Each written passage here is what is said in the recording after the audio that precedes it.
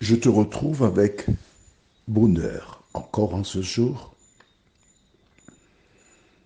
car souvent, j'ai eu l'occasion de dire hier, il existe des personnes qui traversent des difficultés, qui sont chargées et entrent dans une relation avec un homme ou une femme. Mais ces personnes ont un bagage. Nous verrons en ce jour les victimes d'inceste. Juste avant priant. Notre Seigneur et notre Dieu. Les éditions spéciales ont pour objectif d'accompagner celles et ceux qui passent par des moments pénibles et difficiles. Que le Saint-Esprit continue de nous éclairer, nous diriger, nous faire du bien. Au nom de Jésus, pour ta gloire éternelle. Amen. Je m'adresse en priorité aux personnes qui sont, je n'aime pas dire en couple, puisque dire en couple, c'est cautionner l'union libre, alors que Dieu a donné au départ le mariage. Et c'est ça l'idéal. Rappelle-toi, toutes les fois que Dieu donne quelque chose, le diable donne le contraire. Mais le plan de Dieu est le meilleur. Alors si tu vis en couple, c'est vrai que la société permet aujourd'hui de vivre paxé ou autre, mais recherche d'abord Dieu dans la base de ta vie. Pourquoi? Écrit dans le cahier, Psaume 127, verset 1er. Psaume 127, verset 1er. Je voudrais que tu lises avec moi. Je ne le connais pas encore, mais je vais le chercher en même temps et on va le lire ensemble, toi et moi. C'est fondamental que tu comprennes la base de la vie. Parce que c'est Dieu qui a tout mis en place. Aussi longtemps que tu marches selon la parole de Dieu, oh, tu as des garanties de bonheur. Mais si tu fais le contraire, comment feras-tu? Que dit la Bible? Si l'Éternel ne bâtit la maison, ceux qui la bâtissent travaillent en vain. Si l'Éternel ne garde la ville, celui qui la garde veille en vain. Note bien, si l'Éternel ne bâtit la maison, ceux qui la bâtissent travaillent en vain. C'est-à-dire que les deux personnes travaillent, hein, mais elles travaillent parfois en sens contraire. Ça ne tient pas la route. Certaines personnes ayant été victimes d'abus sexuels ou encore d'inceste entrent dans une relation. Elles s'imaginent que tout va bien. Mais que dit la Bible? Dans le livre de Lévitique, nous lisons au chapitre 18, versets 10 et 11. Tu ne découvriras point la nudité de la fille de ton fils ou de la fille de ta fille, car c'est ta nudité. Tu ne découvriras point la nudité de la fille de la femme de ton père, née de ton père. C'est ta sœur. Vois-tu, chaque fois que Dieu donne un ordre, l'ennemi, le diable, pousse les individus à faire le contraire. Aussi simple que cela. Dès le jardin d'Éden, ça a été sa mission et il continue jusqu'à aujourd'hui. Comment s'en sortir? Nous avons cette vidéo, même pas une vidéo, oui, où deux petites filles racontent, elles parlent. Comment leurs grands-parents, à 2 heures du matin, venaient vers elles.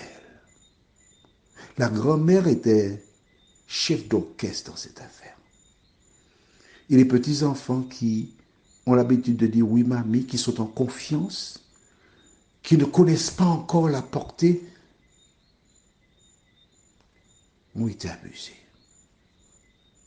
Est-ce ton cas? D'accord. Tu ne savais pas, tu ne connaissais pas. Mais au fil des jours, des semaines, des mois, tu as pris conscience.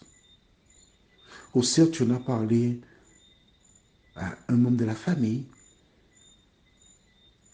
qui s'est précipité pour te dire, tais-toi, ne répète pas ça. C'est pas bien. Ça va causer des problèmes dans la famille. Il y aura la division, il y aura la prison. L'honneur de la famille est en jeu. Écoute, fais ceci, fais cela. Mais il ne faut pas ébruiter la chose. Et comme un bon petit soldat, tu as écouté, tu as obéi. Mais cela a causé des dégâts chez toi. Mais je voudrais te dire quelque chose que probablement tu ne sais pas. C'est que souvent, celles et ceux qui posent ces actes ont été eux-mêmes victimes. Et c'est un cycle. Du reste, la petite fille le dit bien, de la famille, c'est ainsi que c'est.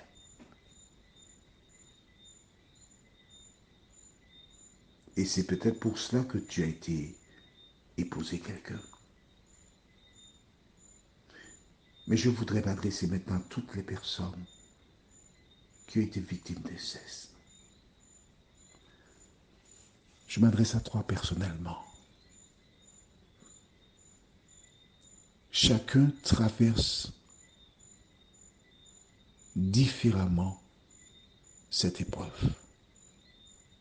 C'est exactement comme des gens qui vont à la plage. Tous nagent, mais nous nageons différemment parce que nous sommes différents justement. Et avant d'entrer dans une relation, quand tu sais que tu as des blessures, ne cherche pas à enfouir cette blessure et dire ou penser que ça ira. Non. Cherche un professionnel pour t'accompagner afin que tu commences à guérir. C'est fondamental. Alors, la première solution, c'est de se tourner vers Dieu, qui aide celles et ceux qui sont tombés et qui ont des épreuves. Allons au livre de 2 Corinthiens, chapitre 1er, et nous lisons les versets 1 à 4. Paul, apôtre de Jésus-Christ par la volonté de Dieu, et le frère Timothée à l'église de Dieu qui est à Corinthe, et à tous les saints qui sont dans toute l'Achaïe. J'ouvre une parenthèse pour la refermer tout de suite.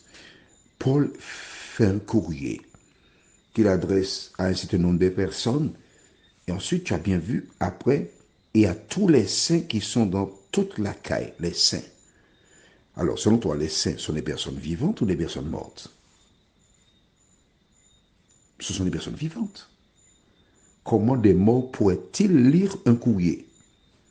Allez, d'accord? Nous sommes là pour découvrir la vérité. Alors, ouvre tes yeux. Et à tous les saints qui sont dans toute l'Achaïe. Et que dit-il? Que la grâce et la paix vous soient données de la part de Dieu, notre Père, et du Seigneur Jésus-Christ.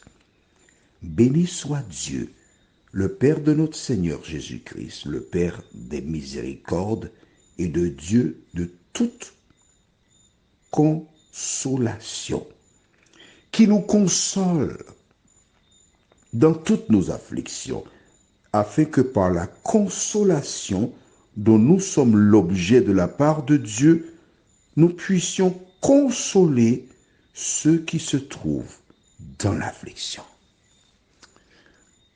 Le premier pas vers la consolation, c'est l'Éternel des armées. C'est lui qui nous console. Très bien. J'ouvre une autre parenthèse. Il existe des personnes qui s'autoproclament pasteurs ou autres et qui laissent imaginer les profanes qu'ils ont la solution à tous les problèmes que l'homme rencontre. Alors je t'invite encore à utiliser ton cerveau. Quand tu as l'appendicite, est-ce que tu vas voir un pasteur ou un homme de Dieu, le nom que tu veux donner à cette personne, pour dire j'ai l'appendicite, prie pour moi pour que je sois guéri? Prie pour moi. Non, tu vas voir un chirurgien. Vois-tu, Dieu a donné à chaque individu un don quelconque. Lorsque tu es victime d'inceste, qu'une personne prie pour toi, c'est une chose. Mais de la même manière où tu as besoin de chirurgien pour enlever l'appendicite, il faut de professionnels pour accompagner celles et ceux qui sont victimes d'inceste. Alors, à compter de ce jour, revois ta copie. Parce que Dieu a donné à chacun des dons. Prions. Notre Seigneur et notre Dieu, c'est toi qui consoles ces personnes qui ont été victimes et qui souvent pensent à cela, ont besoin de délivrance. Ouvre-leur les yeux. Aide-les à trouver des professionnels compétents, ayant la crainte de Dieu, afin de trouver la consolation et la guérison. Merci de nous accompagner, Seigneur. Merci d'aider ces personnes à faire preuve de sagesse. Nous t'avons prié au nom de Jésus pour ta gloire éternelle. Amen. Je te souhaite une bonne journée.